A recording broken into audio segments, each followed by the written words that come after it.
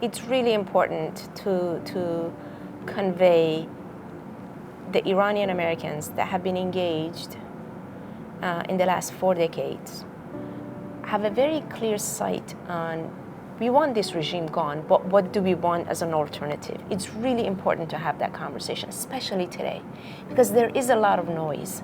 There's a lot of noise here in Washington. There's a lot of noise probably across Europe and elsewhere.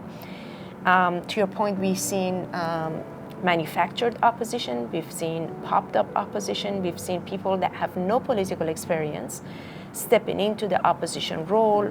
And although we do welcome new players to the table, we do welcome this general sense of solidarity for change in Iran, it is so important that we take into account the historic lessons learned of Iran's past movements for democracy.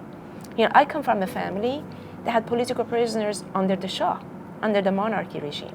So for us, we have a very personal experience to know how the Shah executed men and women and had an oppressive infrastructure like Savak, who intimidated people.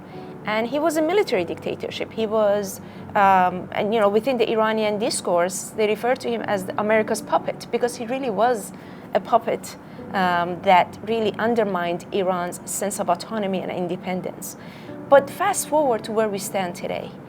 The noise that I'm talking about in Washington, our role is to make sure that the message that is authentic and credibility stands specifically on a path forward that has a clear leadership, an organizational capability, and a platform that is transparent and clear, not just for us in Washington and in America, but also, more importantly, for people inside Iran. And this is where we land on Mariam Rajabi's 10-point plan.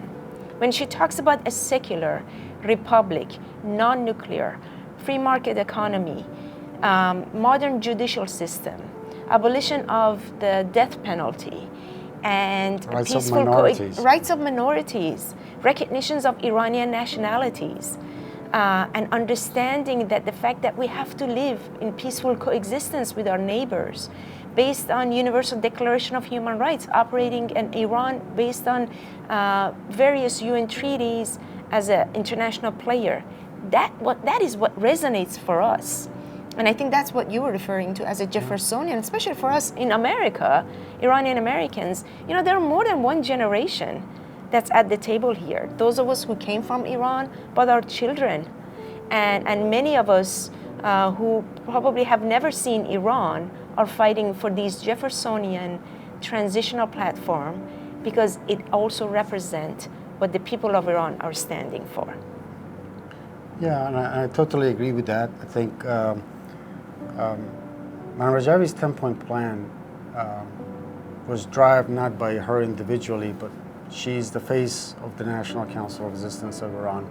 And her plan is one that the National Council of Resistance of Iran voted.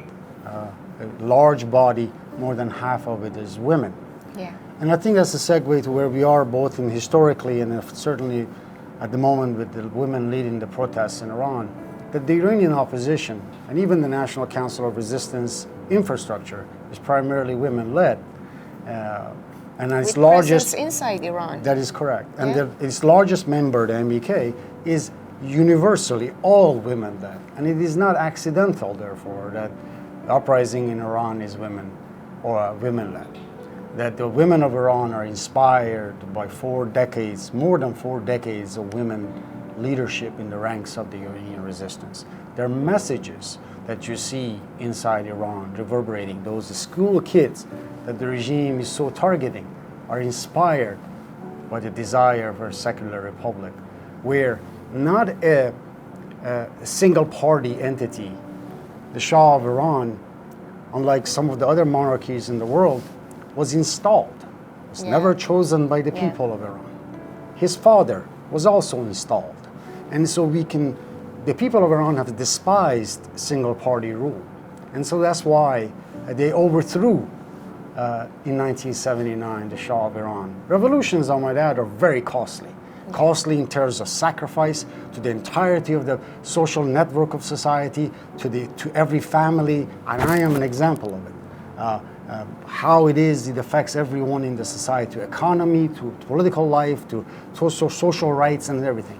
But the people of Iran endured that to get rid of it at a time where the monarch was a puppet of the outsiders, where it was doing the bidding of other countries, and it really had no external enemies. No external enemies. Iran's neighbors were not enemy with the Shah of Iran. He was supported by the United States. He was supported by other large countries in the region, but it fell nevertheless. And it speaks to the ferocity with which the people of Iran despised this dictatorship.